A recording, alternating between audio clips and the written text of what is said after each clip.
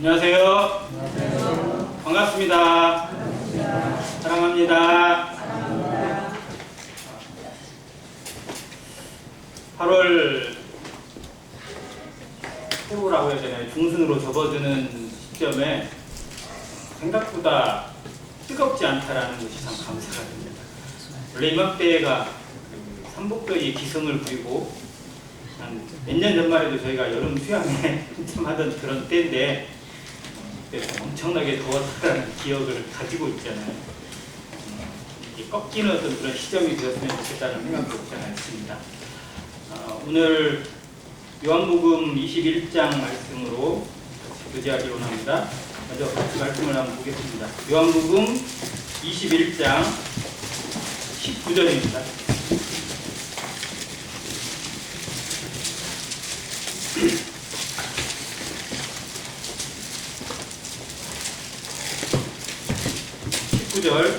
자, 읽겠습니다.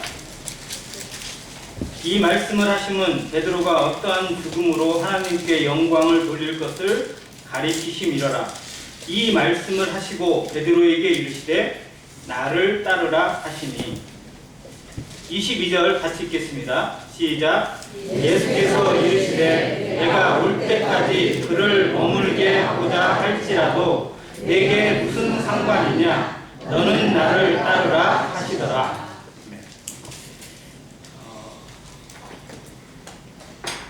22절 끝털에 있는 말씀, 너는 나를 따르라 라는 말씀을 오늘의 주제로 정해봤습니다. 같이 한번 해주세요. 너는 나를 따르라.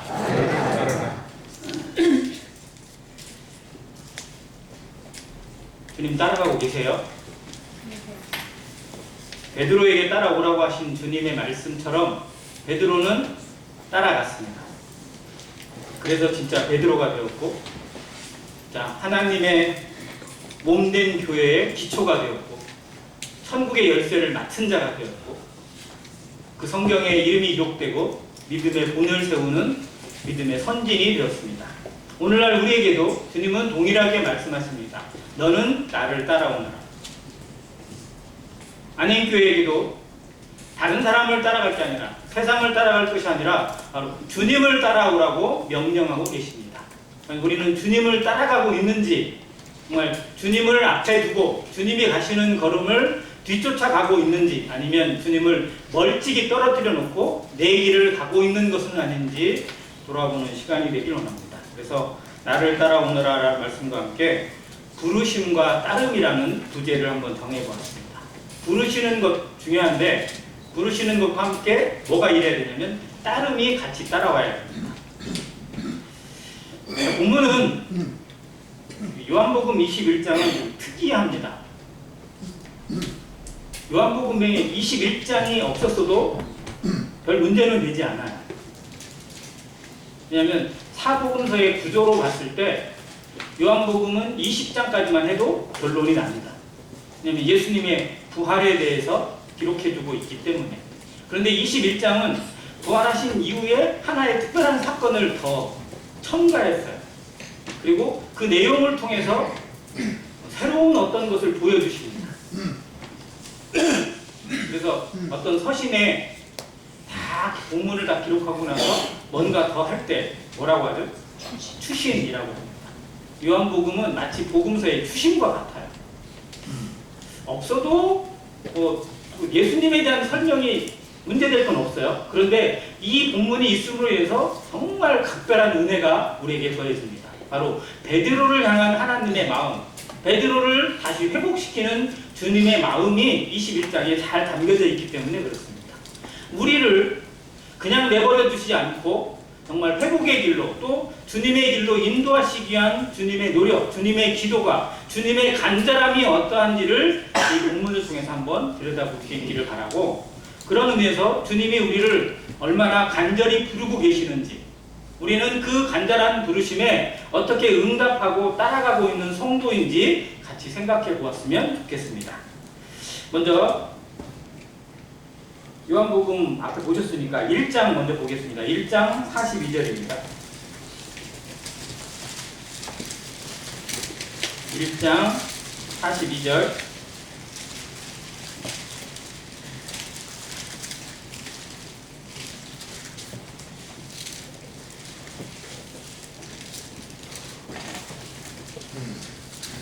읽겠습니다. 데리고 예수께로 오니 예수께서 보시고 이르시되, 같이 읽습니다. 시작. 내가 요한의 아들 시몬이니 장차 게바라 하리라 하시니라. 게바는 번역하면 베드로라.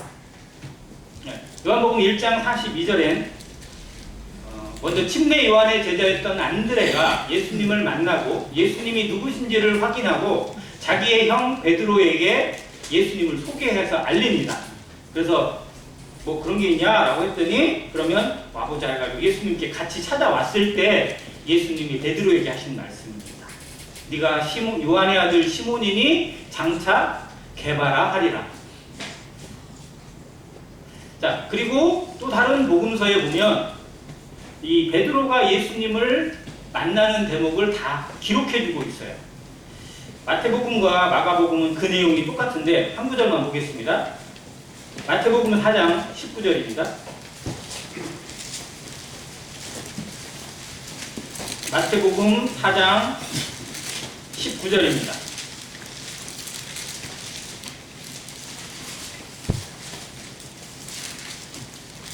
같이 읽겠습니다. 시작. 말씀하시되 나를 따라오라. 내가 너희를 사람을 낚는 어부가 되게 하리라 하시니. 네, 베드로와 안드레에게 같이 말씀했다고 기록되어 있습니다. 마가복음에도 동일하게 기록되어 있고요. 누가복음은 약간 내용은 다른데 거의 비슷합니다. 누가복음 5장 10절에 보면 두려워 말라. 이제부로는 내가 사람을 취하리라 하는 말씀을 해주고 계십니다. 사복음서 모두 동일하게 시몬 베드로가 예수님을 만나고 예수님의 제자가 되는 과정을 그려주고 있습니다. 근데 약간 상황이 좀 달라요. 어디서는 배에서 왔다, 어디서는 배에서 나와서 뭐 밖에 있을 때, 어디서는 안드레가 데리고 왔을 때 한 것처럼 나와요. 그래서 성경학자들이 해석할 때 가장 먼저는 아마 요한복음에 기록된 것처럼 안드레가 베드로를 소개해주고 그때 예수님이 베드로에게 말씀을 했는데도 불구하고 따르지는 않은 것 같다. 그리고 여전히 물고기 잡을 때 예수님이 그곳에 가세요. 그래서 올라갑니다. 그리고 뭐라고 해요? 야, 가자 해가지고 깊은 데로 가서 그물을 던져라 해가지고 그물을 던지게 합니다. 그랬더니 물고기가 너무 많이 잡혀가지고 그물이 찢어져요. 다 끌어올릴 수가 없을 만큼 많은 물고기를 잡게 합니다. 그때 베드로가 어떤 자세를 취하죠? 엎드립니다. 주여 나를 떠나소서 나는 죄인입니다 라고 고백해요. 그때 예수님이 누가복음에 있는 것처럼 두려워 말라. 이제부로는 네가 사람을 취할 것이다 라고 말씀하면서 이때 진짜 다 버려두고 예수님을 따랐을 거라고 그렇게 분별을 합니다. 어찌되었든지 베드로는 예수님을 따르는 제자가 됩니다. 베드로가 제자가 되고 싶어서가 아니라 예수님이 부르셨습니다. 예수님이 세우셨어요. 베드로는 제자의 그릇으로, 제자의 그 퀄리티로 따졌을 때 커트라인 위라고 보세요? 아래라고 보세요? 아래요. 아래 맞아요? 이렇게 질문하면 아래가 맞겠죠? 자, 누가 봐도 베드로는 예수님의 제자, 하나님의 제자, 하나님의 나라의 사도라고 보기에는 너무 흠이 많아요. 자, 먼저 그는 뱃사람입니다. 교육을 잘 받았다 못 받았다? 잘 못 받았다. 성격이 급하고 좀 다혈질이다. 뭔가 신중하지 못해요. 아무래도 그런 사람은 행동대장으로 쓰긴 좋아도 사도의 어떤 그런 위치로는 조금 어울리지 않는 것 같습니다. 그럼 우리는 어울리나요? 우리는 예수님께 하나님의 나라에 정말 어울려서 여기 있다고 생각되세요?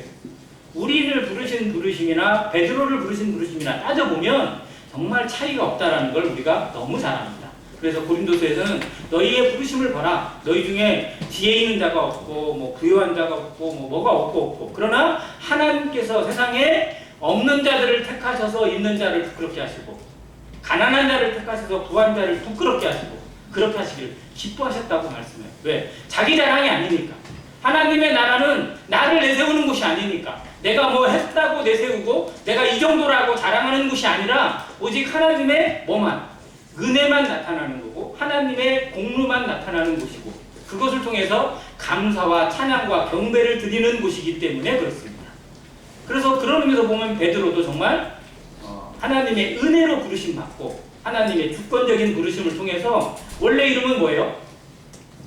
시몬인가? 시몬. 네.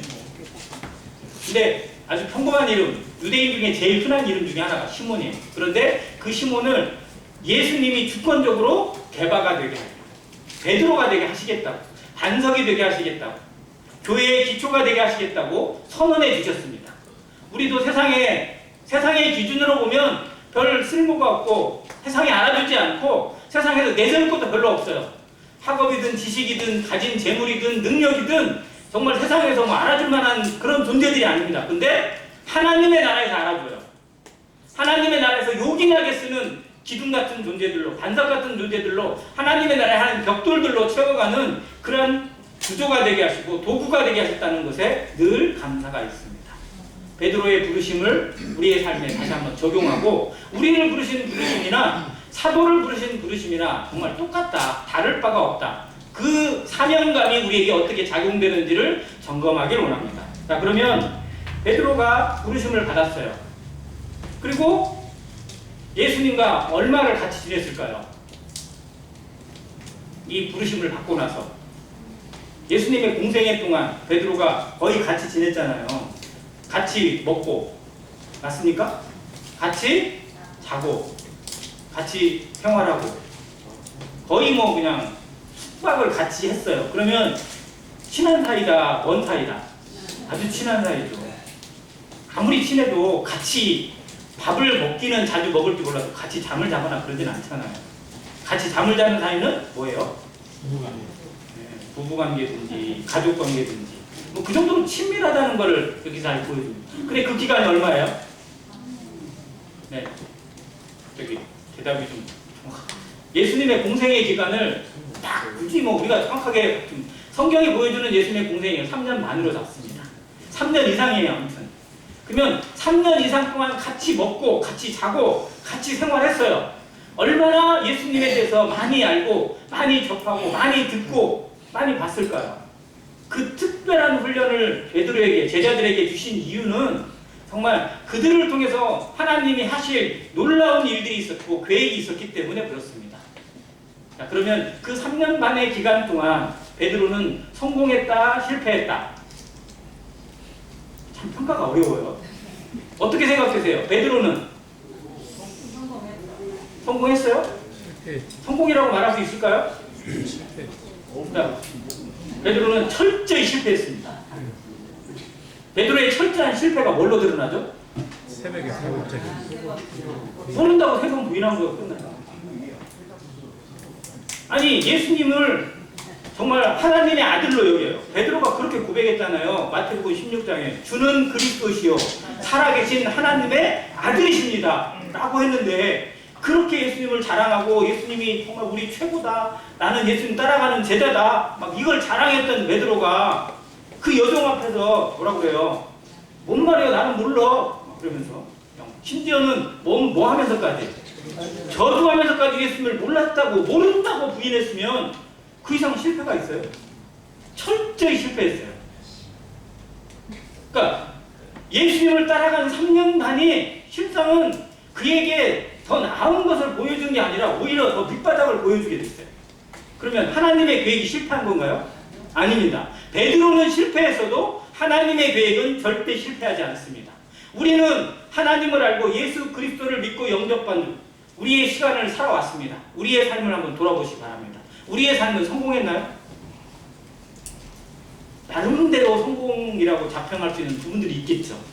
그런데 정말 우리의 인격, 지금 현재 우리의 모습은 우리가 처음 예수님을 따를 때 기대했던 모습처럼 그런 모습인가요? 아니면 그것에서 훨씬 뒤쳐져 있고 아쉬운 모습이 아닌가요? 나는 그 이상, 나는 기대 이상으로 잘 자라왔고 하나님 앞에 정말 좋은 섬김을 살아왔다라고 얘기할 수 있는 성도가 있다면 저는 정말 그분을 존경하고 싶어요. 근데 대부분 그렇지 못한 것 같아요.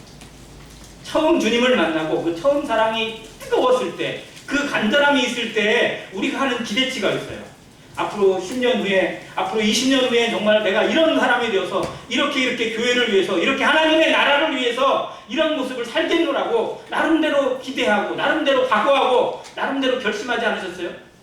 그런데 지금 그 세월의 흔적 속에 우리가 어떤 모습으로 머물러 있는지, 지금 현재 우리의 모습을 보면 때로는 한숨이 나오기도 하고, 때로는 가슴을 치기도 하고, 때로는 눈물이 나기도 합니다. 원래 이걸 기대한 건 아니었는데 그런 모습이 우리 가운데 너무 많이 배어 있고, 또 실제로 인정할 수밖에 없는 모습들이 우리에게 있어요. 베드로의 실패처럼 우리도 성공했다라고 감히 말할 수 없는 그런 연약함을 가지고 있고 아쉬움을 가지고 있는 것이 사실입니다. 그러면 우리를 부르신 하나님은 실패하신 건가요? 절대 그렇지 않습니다.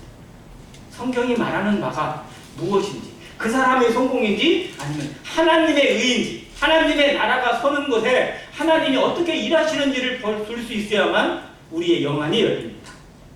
그래야 성경을 제대로 볼 수 있고 하나님이 하시는 일을 아멘으로 화답할 수 있고 정말 두려움 없이 담대함으로 나아갈 수 있습니다. 자, 그래서 오늘 이 시간에는 베드로의 따름이 두 개로 구분된다는 걸 한번 말씀을 드리고 싶어요. 첫 번째에 따름이 있고 두 번째에 따름이 있습니다. 우리에게도 동일하게 그 과정이 필요하다는 것입니다. 첫 번째의 따름은 어떠한 따름이고 두 번째의 따름은 무엇이 다른지를 분별할 수 있어야 돼요. 자, 첫 번째도 예수님이 부르셨습니다. 두 번째도 동일하게 예수님이 나를 따라오너라고 부르셨어요. 예수님은 그전에도 지금도 영원토록 동일하십니다. 변하지 않습니다. 하나님은 우리를 향한 부르심의 기대에 대해서 조금도 변하지 않고 바뀔 수가 없습니다. 뭐가 바뀌는 거예요? 우리가 달라지는 거예요. 베드로가 처음에 따를 때 나름대로 잘한 것도 있어요. 그렇잖아요. 베드로가 칭찬받은 것도 있잖아요. 또 남들이 못하는 걸 한 것도 있습니다. 부러운 것도 있고요. 자, 베드로는 귀신을 쫓아냈나요? 못 쫓나요? 베드로 귀신을 쫓아냈을까요? 못 쫓아냈을까요? 못 쫓아냈어요? 쫓아냈습니다. 다른 제자들도 쫓아냈어요. 이 70명이 동일하게 경험을 했어요. 아, 우리가 주의 이름으로 했더니 귀신도 쫓겨나고 뭣도 하고 능력도 행하고 이렇게 하신다 하고 막 와서 자랑했거든요. 그랬더니 예수님은 야, 그걸로 자랑하지 말고 뭘로 자랑해라. 오히려 뭘로 감사해라. 너희 이름이 생명책에 기록된 걸로 오히려 감사하라. 그건 이따가도 없어지는 거다라고 이렇게 알려주셨어요. 자, 베드로는 인류 최초로 저는 다시 없을 유일무이하게 어디를 건넜다? 바다를 걸었다.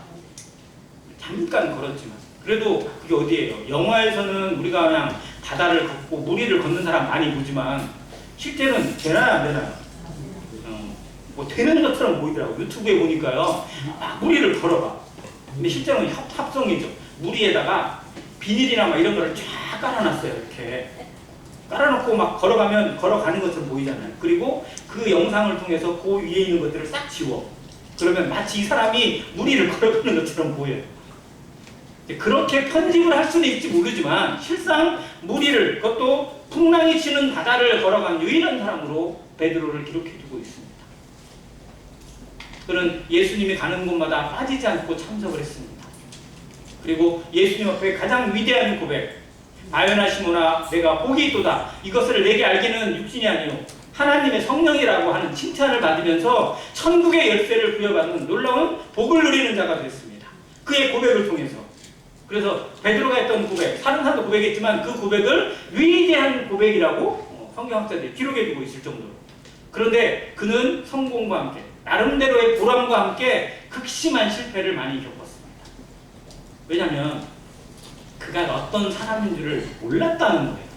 자신의 밑바닥과 한계를 사람이 아는 것 같은데 몰라요. 가끔씩 애들이 수빈이나 이 애들 이름을 거명해서 그렇지만 수빈이가 힘이 세요? 안 세요? 수빈이가 스스로 할 때 제일 힘이 세요. 그리고 막 어른들만 보면 뭐 하자고 그래요? 네, 팔씨름에서 수빈이한테 지신 분 있죠? 애들이 팔씨름을 하자고 그래요.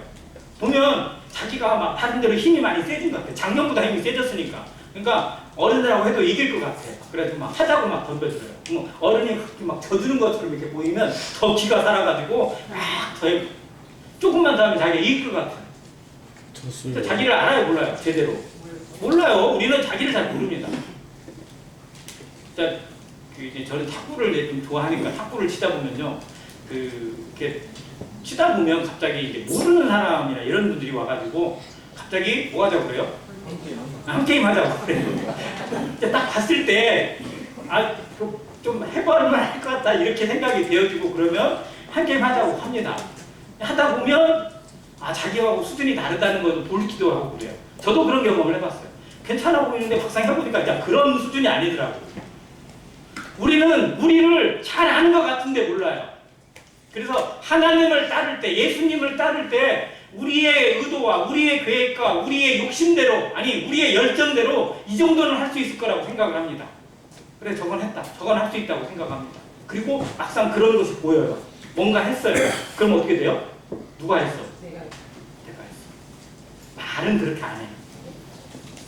절대 그렇게 말은 안 해요. 왜? 그 정도의 교만은 없어요.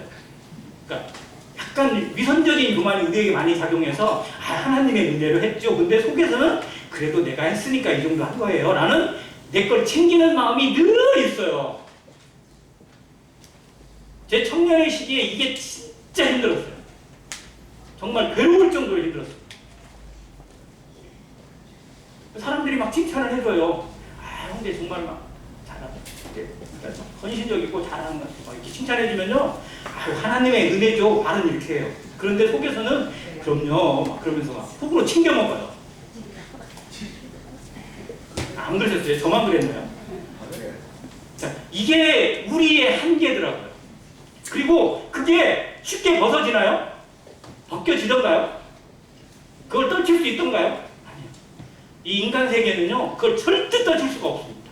어떻게든 내가 뭐 했다고, 내가 이만큼을 했어도 이만큼을 했다고 만들고 싶고, 이 정도를 가지고도 이렇게 부풀리고 싶은 것이 인간 본연이에요. 그리고 사람들과 얘기하다 보면 그게 어떻게 돼요?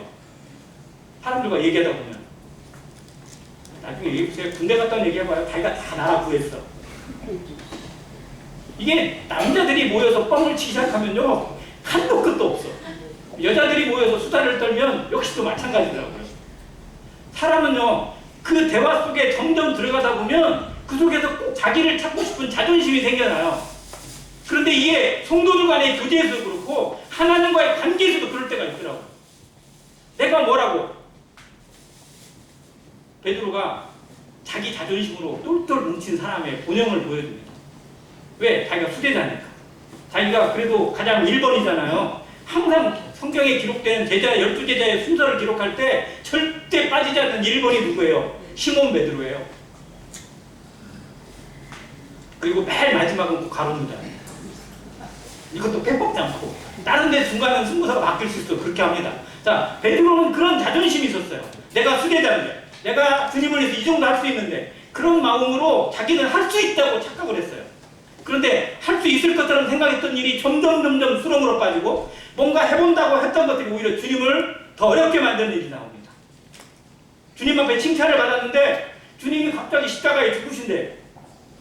그리고 내가 십자가에 고난을 받고 죽으셔야만 하고 3일 만에 부활해. 3일 만에 부활은 떠올리지 않고 주님이 자기를 떠나시고 죽으셔야 된다고 생각하니까 막 이건 있을 수 없는 일이에요. 그래서 갑자기 어떻게 해요? 주여 그리하지 마옵소서. 이런 일이 절대 주님께 일어나지 않도록 누가 지키겠다. 내가 지키겠습니다. 라고 해요.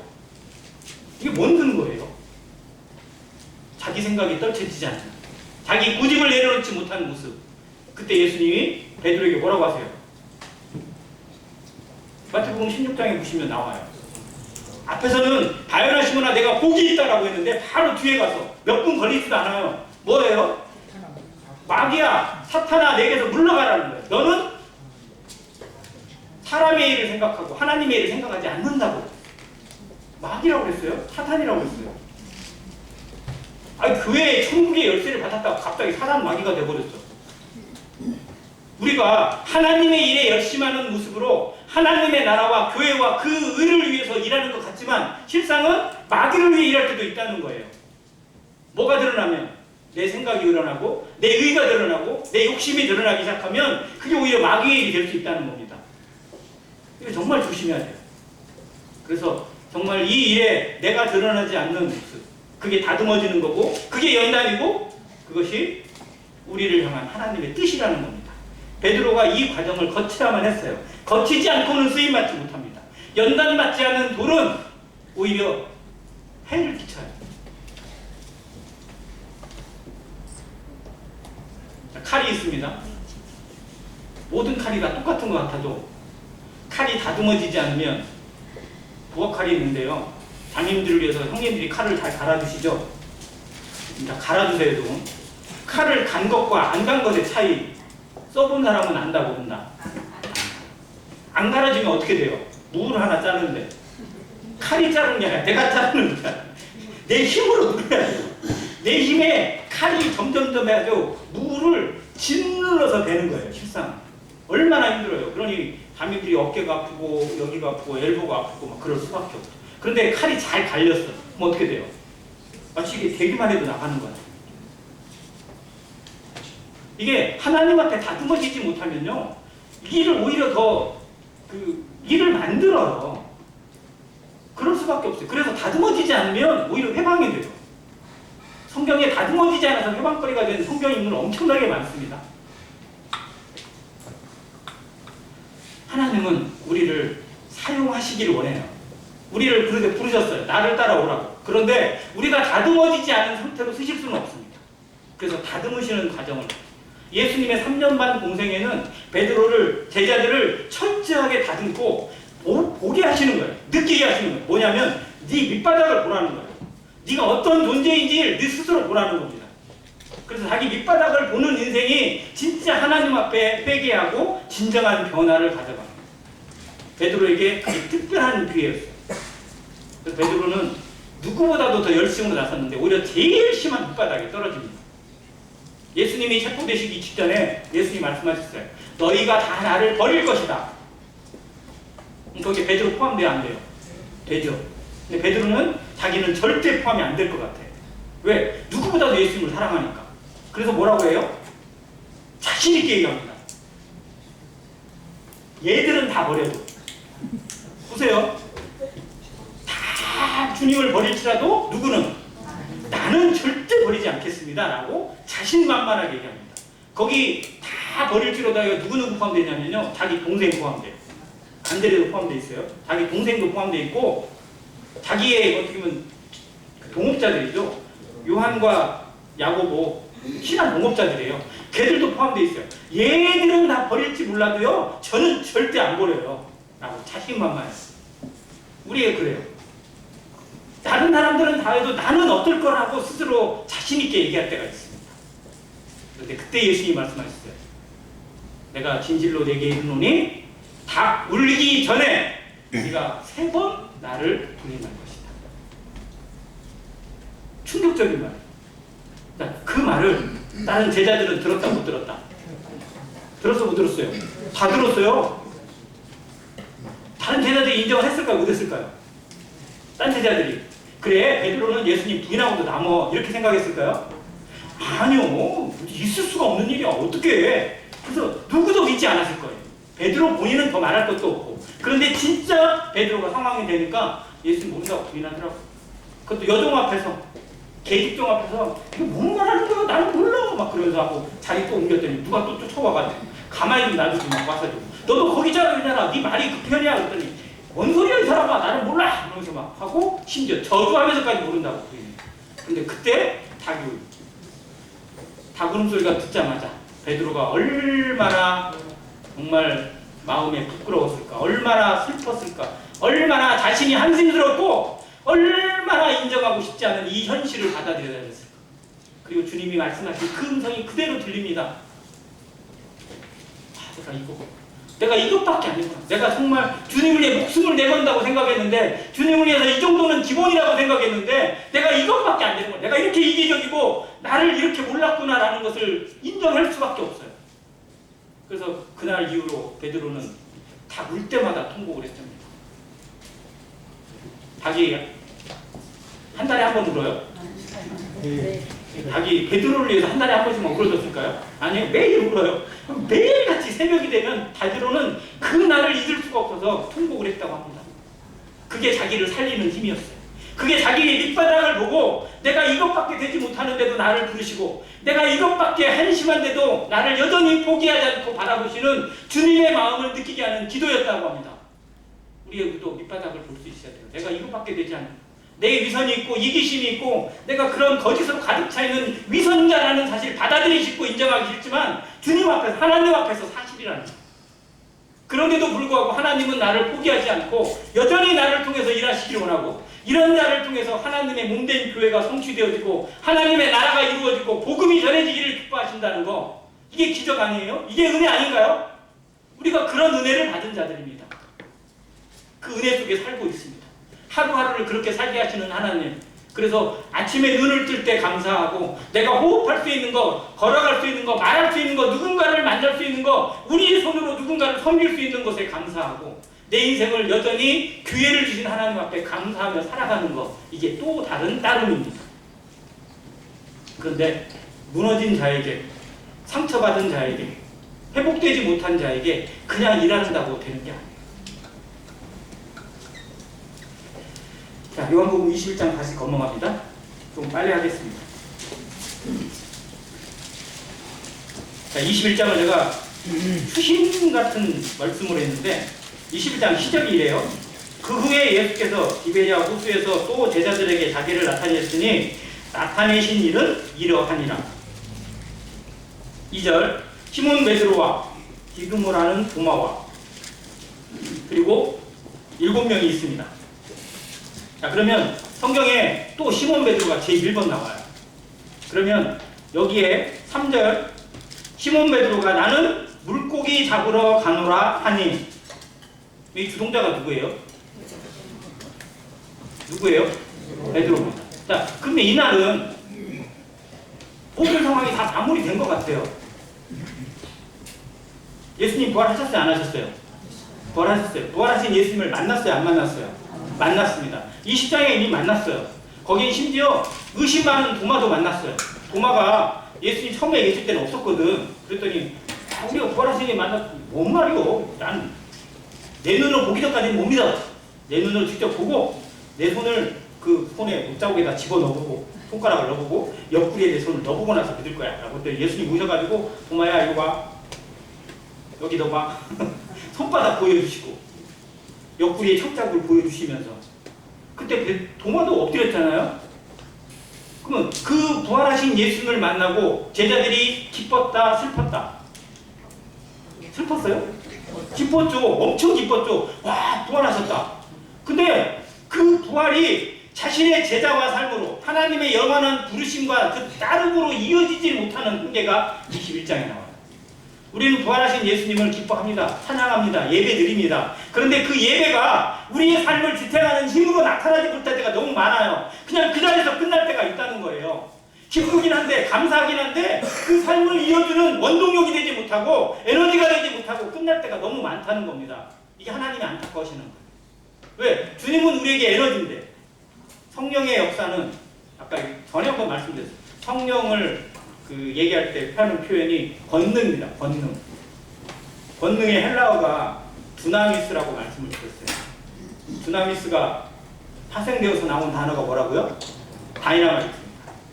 우리에겐 다이나마이트 같은 폭발력이 있어요. 성령이 안에 계시니까. 성령은 우리에게 그런 폭발력을 주십니다. 그런데 전혀 폭발하지 않아요. 그냥 무슨 그 심지가 물에 젖은 것처럼, 화약이 물에 젖은 것처럼 그냥 그러고만 있을 때가 있어요. 안에 성령이 있는데 삶의 변화가 없고, 안에 성령이 있는데 뜨거움이 없고, 우리가 그럴 때가 있다는 거예요. 그런데 제자들이 그래요. 부활하신 예수님을 만났으면 이렇게 살 수가 없을 것 같은데, 갑자기 모여가지고, 나는 물고기 잡으러 갈래, 같이 갈 사람? 하고 했더니, 나도 갈게 해가지고 7명이 쑥 가버렸어요. 예수님 제자 12명 중에 한 명은 이미 탈락했고, 그죠? 자살했잖아요. 몇 명 남았어? 11명 있는데 그 중에 7명이 가버렸어. 근데 그 7명이 앞에 보니까 예수님 제자를 셀 때 가장 앞에 있는 7명이야. 그럼 뒤에 있는 4명은 힘이 있어요, 없어요? 무슨 어쩌자는 거야 이거 도대체. 제자들 사이가 갈라지고요. 이 7명은 그럼 잘하고 있는 거예요? 진짜 잘못하고 있는 거지. 말이 돼요? 나는 물고기 잡으러 가노라? 그러니까 뭐예요? 여기 이 생활에 주님을 부활하신 주님을 만나긴 했지만 지금 이 자리에서 이 예루살렘에서 내가 할 일이 있다 없다?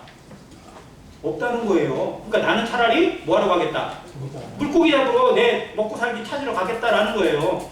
우리 부활하신 예수를 만나고 구원 받았는데도 내 먹고 살 것이 더 먼저고, 내 생활이 먼저고, 내 일이 먼저고, 내 학업이, 내 직장이, 내 모든 것이 더 먼저잖아요.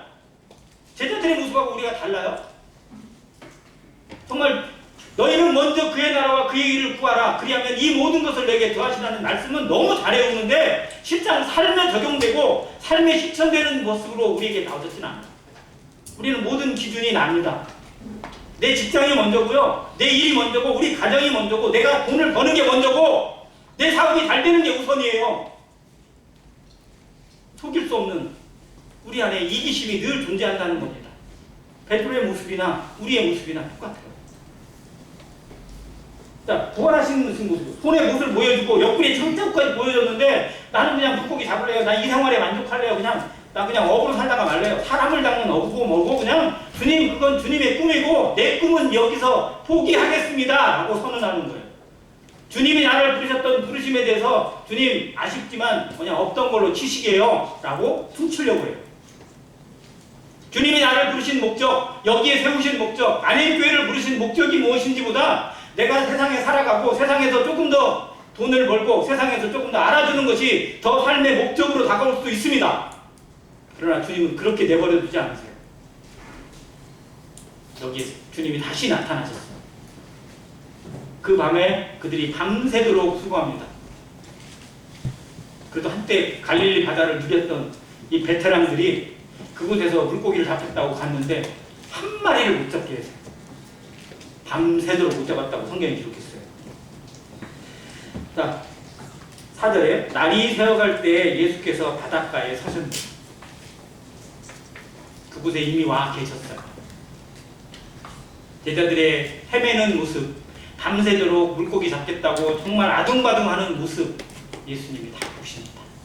우리가 세상에서 헤맬 때 세상에서 상처받고 사람에게 상처받고 이러지도 못하고 저러지도 못하고 그 자리에서 그냥 한숨만 쉬며 있을 때도 주님 우리를 보고 계십니다. 주님 우리를 어떻게 도우실지 정말 그 마음 가운데 그걸 보여주십니다. 그걸 캐치를 못해서일 뿐이지 주님은 우리의 눈을 우리의 모습을 떠난 적이 한 번도 없으세요. 예수님이 말씀하셨어요. 얘들아 너희가 고기가 있냐? 없대요. 그러면 너희에게 오른편에 그물을 던져라. 그리하면 얻을 것이다.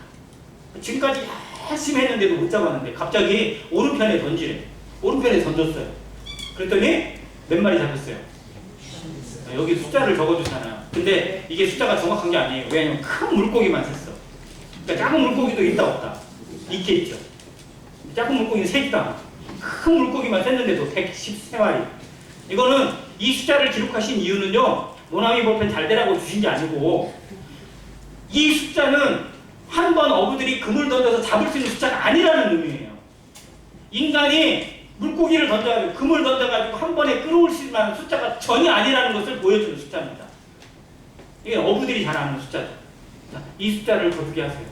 그리고 예수님을 발견하고 베드로는 그냥 그 자리에서 바로 뛰어듭니다. 그리고 예수님께 왔어요. 그 와봤더니 예수님이 갑자기 그 앞에다가 이미 뭐를 해놨어요. 애찬 준비를 싹 해놨어요. 담임들이 하는 것처럼.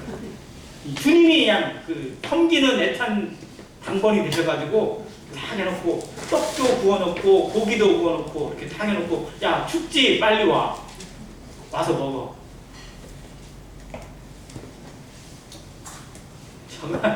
저가 예수님이셨어.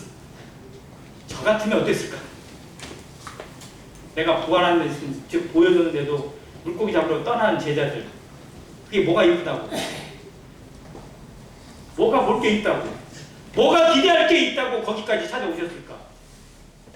그들이 물고기도 전혀 못 잡고 헤매는 모습 볼 때 속으로 통쾌하지 않으셨을까? 거봐 형들아 너희는 나 없으면 아무것도 아니야. 한번 고생 좀 해봐. 이렇게 하시지 않았을까? 그런데 직접 알려주세요. 야 오른편에 그물 던져봐. 그러면 얻을 거야. 그리고 왔더니 음식을 차려주셨어요. 이 사랑 이해돼요? 이 섬김이 이해되십니까? 그냥 혼을 내셔도 시원찮은데 야 이놈들아 너희 지금 이러고 있을 때야? 니들이 지금 정신 차려야지. 니들이 지금 할 일이 얼마나 많은데 여기 와서 이러고 있어 라고 말해도 시원찮을 판인데 예수님은 오히려 물고기를 구워놓고 떡을 구워놓고 제자들에게 먹이고 계세요. 우리가 예수님을 얼마나 알까요? 하나님의 마음 얼마나 우리가 알고 있나요? 그게 정말 낮아진 곳에서 밑바닥 가운데서 다시 일어나기를, 다시 회복되기를 간절히 원하시는, 누구보다도 기도하시는 예수님의 마음이 아니면 정말 이렇게 하실 수가 없습니다. 우리 아픈 사람을 보고 왜 이렇게 앉아있어? 왜 이렇게 힘들어하고 있어? 빨리 일어나야지. 이러고 있을 때가 아니야. 빨리 일어나. 그럼 일어나요? 아니잖아요. 시간이 필요해요. 힘이 필요합니다. 먹을 게 필요하고 그만큼 몸이 강건해진 게 필요해요. 근데 우리는 마치 그냥 모든 일에 집중되어가지고 지금 이러고 있을 때가 아니라고 할 때만 있을 때가 있더라고요. 그래서 주님 마음을 좀 알아야 되겠다라는 생각이 듭니다. 이렇게 하고 베드로한테 우리가 유명한 3번의 질문하세요. 3번의 부인을 그대로 뒤집는 3번의 질문을 통해서 베드로에게 마음을 드러내십니다. 네가 나를 사랑하는 거야. 우리에게 질문하십니다. 네가 나를 사랑하는 거야. 베드로에게 하시는 질문이 우리에게 들리기를 원합니다. 우리의 삶에 들려서 내가 정말 주님을 사랑하는 건지 나를 사랑하는 건지, 내가 정말 주님의 일을, 주님의 나라를 사랑하는 건지, 아니면 내 업적을, 내 이름을 사랑하는 것인지 우리에게 질문하기를 원합니다. 그래요. 내가 정말 아무것도 아니다. 나는 주님을 진짜 사랑한다고, 아가페를 사랑한다고 고백도 못합니다. 나는 주님을 친구 이상으로 사랑하지 못합니다. 그런데 주님이 그걸 인정해 주시더라고요. 그래, 네가 그런 사람인 줄 내가 안다. 근데 너는 나를 따라. 너는 내 양을 먹이고 내 양을 지켜.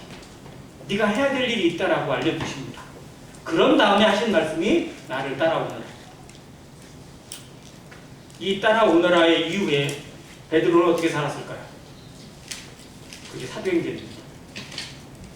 그래서 요한복음서에 나와 있는 베드로의 모습과 사도행전에 기록된 베드로의 모습은 전혀 다른 사람입니다. 새로운 따름입니다. 새로운 순종입니다. 거기에는 계산이 되지 않아요. 자기가 들어있지 않습니다. 오직 주의 말씀만 있습니다. 복음만 있습니다. 성령의 충만함만 있습니다. 그래서 새로운 따름의 기존 원칙은 성령입니다. 그전에도 성령이 없던 건 아니에요. 그런데 성령이 보일 때와 성령의 역사가 나타나지 않을 때가 너무 극명하게 차이 납니다. 우리의 초기 신앙이 그래요. 성령이 충만할 때와 성령의 역사가 소멸될 때, 성령을 근심케 할 때 모습이 너무 확연하게 달라요. 굴곡이 너무 심합니다. 그래서 어느 때는 진짜 잘 믿는 사람 같은데 어느 때는 좀 믿는 사람 맞아? 이렇게 보일 때가 있어요. 근데 이게 굴곡이 줄여야 되고 없어져야 돼요. 점점. 그래서 성령으로 인도되는 사람, 성령으로 사는 사람, 성령으로 일하는 사람이 무엇인지를 사도행전을 통해 보여줍니다. 우리의 따름이 어떠한 따름인지, 이 과정을 우리는 겪고 있는지를 점검하기로 합니다. 베드로에게는 3년 만이었지만 많은 믿음의 선진들을 살펴보니까 다 달라요. 아브라함은 75세에 하나님의 부르심을 받았습니다. 그때 부르심을 받은 아브라함은 온전했나요? 완벽한 사람인가요? 하나님의 마음에 정말 합한 사람이었나요? 아닙니다. 그는 마누라도 그냥 자기 동생이라고 그냥 그렇게 속이기도 하고 또 엉터리로 살기도 했어요. 자라가다가 그렇게 나와요. 그런데 정말 아브라함이 진짜 아브라함이 된 건 어느 때라고 보세요? 아들 이삭을 낳고 나서. 그리고 나서 그의 삶의 모든 것이 하나님 기준으로 바뀌었습니다. 25년 걸렸어요. 100살에 나왔습니다. 우리는 얼마 걸릴까요? 야곱은 훨씬 더 많이 걸렸어요. 야곱을 보니까. 우리가 30년 이상 걸렸어요. 우리는 정말 그 과정에 있습니다. 우리의 진정한 따름의 모습인지, 우리의 모습은 정말 하나님 앞에 성령의 인도하심을 비추어서 그 앞에 가고 있는 따름인지, 아니면 여전히 나를 나타내고 있는 내 이기적인 생각과 교만이 여전히 나를 지배하고 있는 육신적 따름을 살아가고 있는 것은 아닌지 분별하기 원합니다. 이건 반드시 깨져야 합니다. 여기서 내가 지워지지 않으면, 여기서 내가 사라지지 않으면 성령의 역사를 해방하게 됩니다. 갈라디아서 5장에 성령의 역사와 육신의 역사는 항상 반대가 된다고 했습니다. 그래서 육신의 열매와 성령의 열매를 구분해두고 있습니다. 육신으로 심으면 육체의 것을 거두고, 성령으로 심으면 성령의 것을 거두게 하십니다. 심은 대로 거두십니다. 그런데 성령으로 심으려면 뭐가 제거돼야 돼요? 우리의 육신이, 우리의 자아가, 내 생각이 제거되지 못하면 우리는 항상 내 생각을 심어요. 그래서 우리의 과정, 우리의 연단과 고난 속에서 우리의 육신이 빠져나가고 씻겨져 나가고 부서지고 깨지는 과정, 우리 몸에 담석이 생기고 하면 뭘로 푸시죠? 레이저로 푸셔버려요. 레이저로 그냥 가루를 내버립니다. 그럼 어떻게 돼요? 소변으로 나가버려요. 근데 우리의 신에 있는 이 담석 같은 존재가 강할지라도 성령의 레이저로, 이게 광선이라고 성경이 기록했거든요. 그걸로 꽤 부십니다. 부셔서 가루가 되게 해가지고 마치 그냥 소변으로 빠져나가시 우리 육체에서 빠져나가게 하세요. 이거를 경험하는 성도. 그래서 그 진정한 따름을 통해서 하나님이 나와 함께 하시는 거, 하나님이 일하시는 그 순종의 삶이 무엇인지를 보게 하시는 거. 그래서 베드로의 삶을 다시 한번 점검해 보면서 우리 삶에서도 남은 생애가 우리 많지 않습니다. 우리가 얼마를 더 주님 앞에 순종할 수 있을지, 얼마를 더 헌신할 수 있을지, 얼마의 세월 동안 교회를 위해서 봉사하고 수고했을지 아무도 계산하지 못합니다. 오늘이 마지막일 수도 있고 언제가 끝이 날지 하나님이 정하실 그때까지 정말 다름질합니다. 그리고 표대만 바라보고 달려가는 안흥교회 성도 되시기를 주님의 이름으로 간절히 기도합니다. 감사합니다.